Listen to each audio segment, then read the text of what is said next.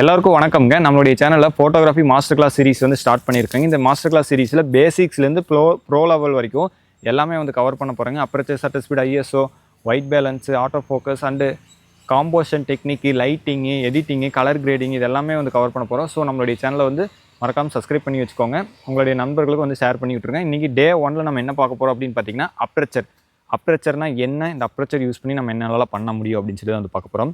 இப்போ கேமராவோட இமேஜ் சென்சாருக்கு லென்ஸின் வழியாக எந்த அளவு லைட் உள்ளே போகணும் அப்படின்னு சொல்லி கண்ட்ரோல் பண்ணுறது தான் அப்பர்ச்சர் அப்படின்னு சொல்கிறேங்க. நம்மளோட இந்த அப்பர்ச்சரோட வேல்யூ வந்து எஃப் ஸ்டாப் நம்பர் அப்படின்னு சொல்லுவோம். இப்போ எஃப் ஸ்டாப் நம்பர் 1 அப்படின்னு எடுத்துக்கிட்டிங்கன்னா இமேஜ் சென்சரோட துளை வந்து ரொம்ப பெருசாக இருக்குங்க.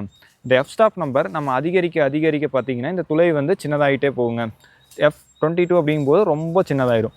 இப்போது இந்த எஃப் ஸ்டாப் நம்பர் 1 அப்படிங்கும்போது துளை வந்து பெருசாக இருக்குது இல்லைங்களா? அப்போ வந்து என்னாகும், அதிகமான வெளிச்சம் கேமராக்குள்ளே இமேஜுக்குள்ளே போகும். நம்மளுக்கு நல்ல எக்ஸ்போசர் இருக்கக்கூடிய இமேஜஸ் வந்து கிடைக்குங்க.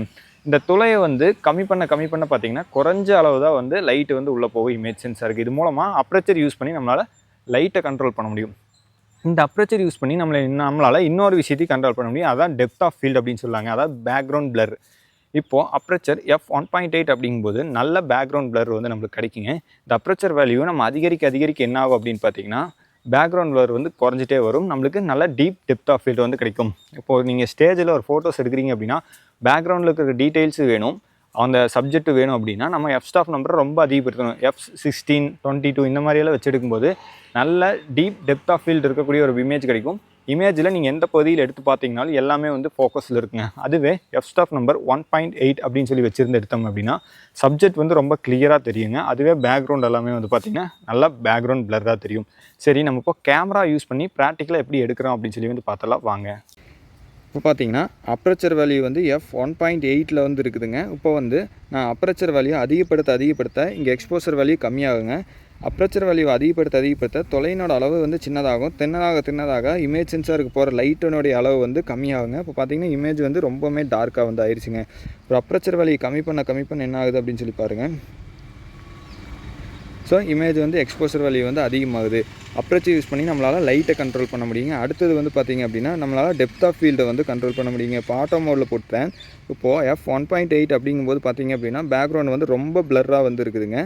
இப்போ வந்து பாயிண்ட்ஸை வந்து அதிகப்படுத்த பார்த்திங்க அப்படின்னா பேக்ரவுண்டில் இருக்கக்கூடிய டீட்டெயில்ஸ் எல்லாமே வந்து நம்மளுக்கு வந்து தெரிய ஆரம்பிக்குதுங்க.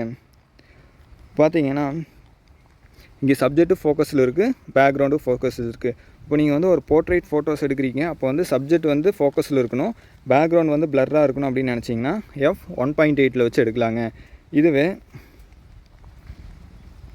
இதுவே அடுத்தது வந்து பார்த்திங்க அப்படின்னா ஒரு லேண்ட்ஸ்கேப் ஃபோட்டோஸ் எடுக்கிறீங்க அல்லது ஒரு பில்டிங்ஸ் எல்லாம் ஃபோட்டோஸ் எடுக்கிறீங்க அப்படின்னா நம்மளுக்கு சப்ஜெக்ட்டு ஃபோக்கஸில் இருக்கணும், பின்னாடி இருக்கிற பேக்ரவுண்டு ஃபோக்கஸில் தெரியணும் அப்படின்னா நம்ம F பாயிண்ட்டை வந்து அதிகப்படுத்தி F22, 16 இந்த ரேஞ்சில் வந்து எடுத்துருப்பீங்கன்னா நம்மளுக்கு சப்ஜெக்ட்டு ஃபோக்கஸில் இருக்கும், பேக்ரவுண்டு ஃபோக்கஸில் இருக்குங்க.